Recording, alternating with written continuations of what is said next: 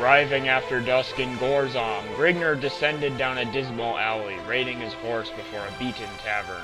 The red-haired giant strode into the dimly lit hostelry, reeking of foul odors and cheap wine.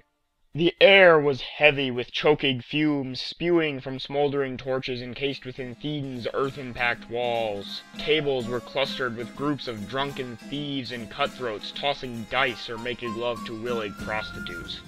Eyeing a slender female crouched alone at a nearby bench, Grigner advanced, wishing to wholesomely occupy his time. The flickering torches cast weird shafts of luminescence dancing over the half-naked harlot of his choice, her stringy orchid twines of hair swaying gracefully over the lithe, opaque nose as she raised a half-drained mug to her pale red lips. Glancing upward, the alluring complexion noted the stalwart giant as he rapidly approached.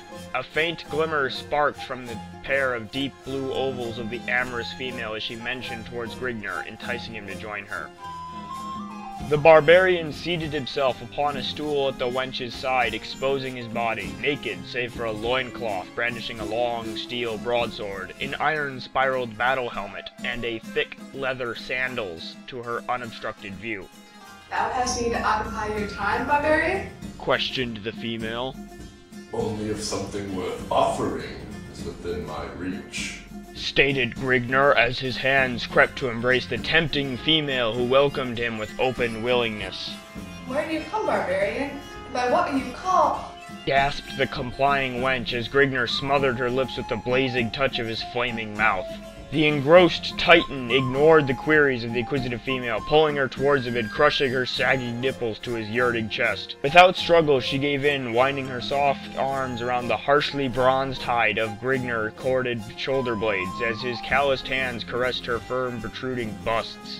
"You make love well, wench," admitted Grigner as he reached for the vessel of potent wine his charge had been quaffing. A flying foot caught the mug Grigner had taken hold of, sending its blood-red contents sloshing over a flickering crescent, leashing tongues of bright orange flame to the foot-trodden floor. "Remove yourself, Sirrah. The wench belongs to me," blabbered a drunken soldier, too far consumed by the influences of his virile brew to take note of the superior size of his adversary. Grigner lithely bounded from the startled female, his face lit up to an ashen-red ferocity and eyes locked in a searing feral blaze toward the swaying soldier. "To hell with you, braggart!" bellowed the angered accordion as he hefted his finely honed broadsword. The thews of the savage's lashing right arm bulged from the glistening bronzed hide as his blade bit deeply into the soldier's neck, lopping off the confused head of his senseless tormentor.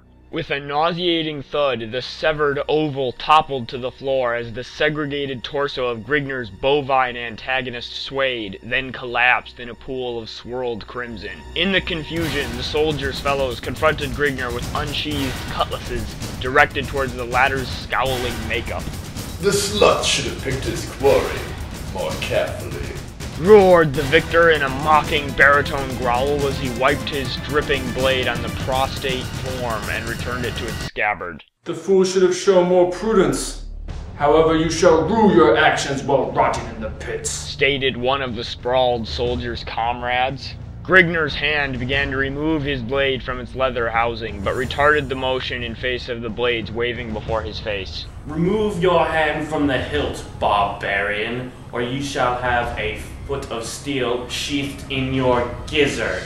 Grigner weighed his position, observing his plight, whereupon he took the soldier's advice as the only logical choice.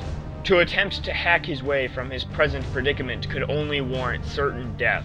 He was of no mind to bring upon his own demise if an alternate path presented itself. The will to necessitate his life forced him to yield to the superior force, in hopes of a moment of carelessness later upon the part of his captors, in which he could effect a more plausible means of escape. "Your decision is a wise one, yet perhaps you would have been better off had you forced death." The soldier's mouth wrinkled to a sadistic grin of knowing mirth as he prodded his prisoner on with his sword point. After an indiscriminate period of marching through slinking alleyways and dim, moonlighted streets, the procession confronted a massive seraglio. The palace area was surrounded by an iron gating with a lush garden upon all sides. The group was admitted through the gilded gateway, and Grigner was led along a stone pathway bordered by plush vegetation, lustfully enhanced by the moon's shimmering rays. Upon reaching the palace, the group was granted entrance, and after several minutes of explanation, led through several winding corridors to a richly draped chamber.